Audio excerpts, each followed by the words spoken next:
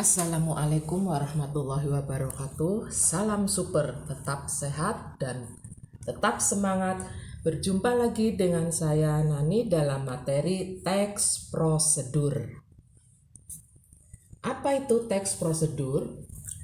Teks prosedur adalah suatu teks yang berisi langkah-langkah atau tahap-tahap yang harus ditempuh untuk mencapai tujuan.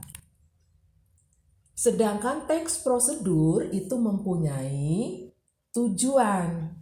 Tujuan penulisan teks prosedur adalah untuk membantu pembaca atau pendengar dalam memahami bagaimana cara melakukan atau membuat sesuatu dengan tepat.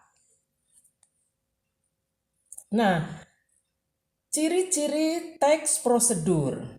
Sebelum melangkah lebih lanjut, Anda harus paham betul ciri-ciri teks prosedur. Ciri-ciri teks prosedur yang pertama, ini menggunakan pola kalimat perintah atau imperatif. Yang kedua, menggunakan kata kerja aktif. Yang ketiga, menggunakan kata penghubung atau konjungsi untuk mengurutkan kegiatan. Dan yang terakhir, keempat, menggunakan kata keterangan untuk menyatakan rincian waktu, tempat, dan cara yang akurat. Semoga bisa dipahami ya. Sekarang kita beralih ke macam-macam teks prosedur. Teks prosedur ini terdiri dari 3. Yang pertama ini teks prosedur sederhana. Teks prosedur sederhana adalah suatu teks prosedur yang dapat ditempuh hanya dengan 2 atau 3 langkah saja.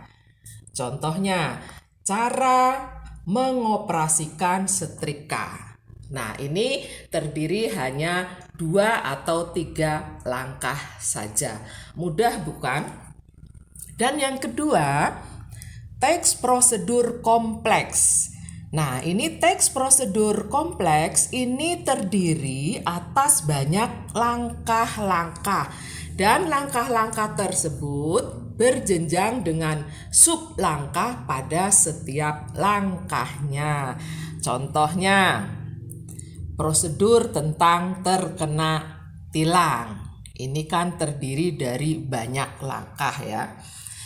Dan yang ketiga, ini teks prosedur protokol. Nah, teks prosedur protokol ini teks prosedur yang langkah-langkahnya tidak terlalu ketat atau tidak terlalu rumit.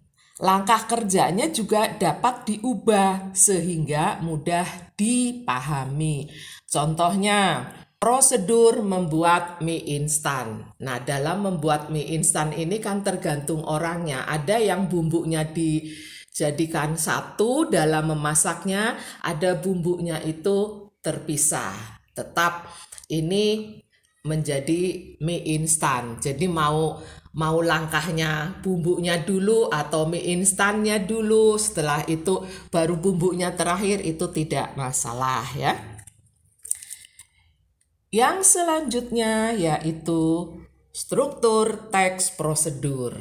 Nah, ini hal yang paling terpenting ini dalam teks prosedur itu struktur ya.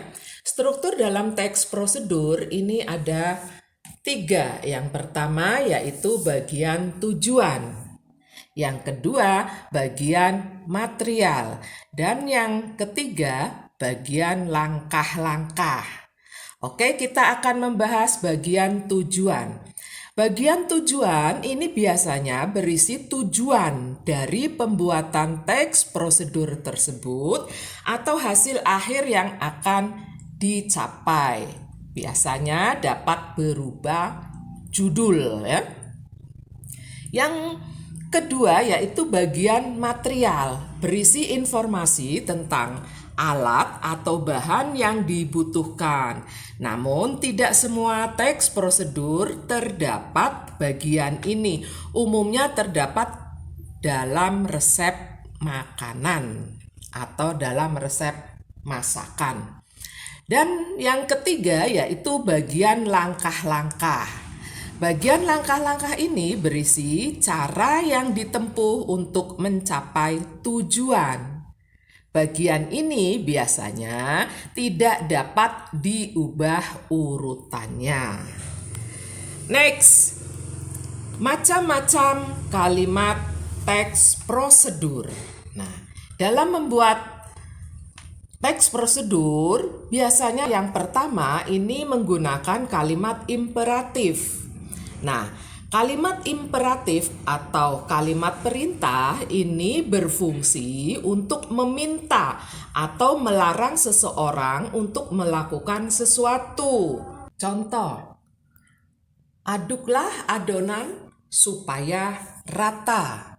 Masukkan vanili ke dalam adonan. Kalimat yang kedua, kalimat deklaratif atau berita. Kalimat berita ini biasanya berisi pernyataan, berfungsi untuk memberikan informasi atau berita tentang sesuatu. Contoh, cara membuat cake tape yang enak. Cara membuat tambak ikan. Yang ketiga, kalimat interrogatif, yaitu kalimat yang berisi pertanyaan. Kalimat interrogatif ini berfungsi untuk meminta informasi tentang sesuatu. Contoh, bagaimana cara membuat cake tape yang enak? Apa saja bahan-bahan yang disiapkan? Oke, semoga bisa dipahami ya. Kita lanjut lagi. Kaidah kebahasaan teks prosedur. Sama halnya dengan jenis teks lainnya, pada teks prosedur juga mempunyai kaidah kebahasaan. Adapun kaidah kebahasaan dalam teks prosedur, ini yang pertama ada konjungsi temporal.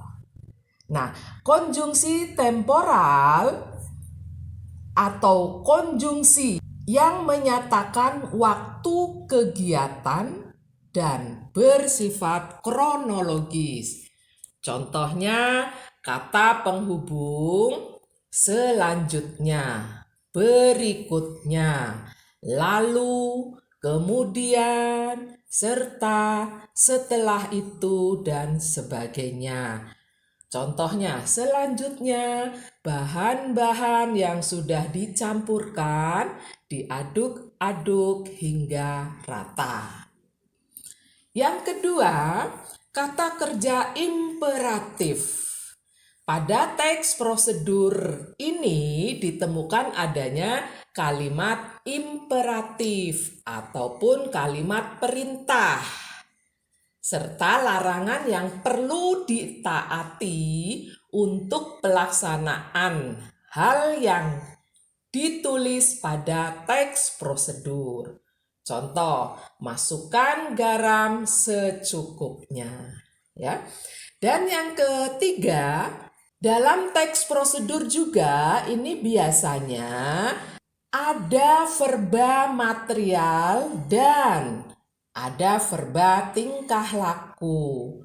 Nah, verba material adalah suatu yang fokus dengan tindakan fisik. Contoh, memotong wortel. Ini kan fokus ya dan tindakan fisik ya, tangan yang bergerak. Terus menghaluskan bumbu dan lain-lain. Verba tingkah laku. Verba tingkah laku ini tindakan yang dilakukan menggunakan suatu ungkapan. Misalnya, tunggu kira-kira 15 menit. Diamkan adonan selama 1 jam supaya mengembang. Ya, ini verba tingkah laku ataupun verba yang diungkapkan. Yang keempat yaitu partisipan manusia. Hanya manusia yang menjalankan teks prosedur yang ditulis. Biasanya ditandai adanya bilangan sebagai penanda dan urutan teks prosedur. Adanya kalimat interrogatif atau kalimat yang berisi pertanyaan. Dan yang terakhir, adanya kalimat deklaratif ataupun kalimat yang berisi pernyataan. Itulah materi teks prosedur yang sudah kita bahas. Semoga bisa dipahami dengan baik. Salam super.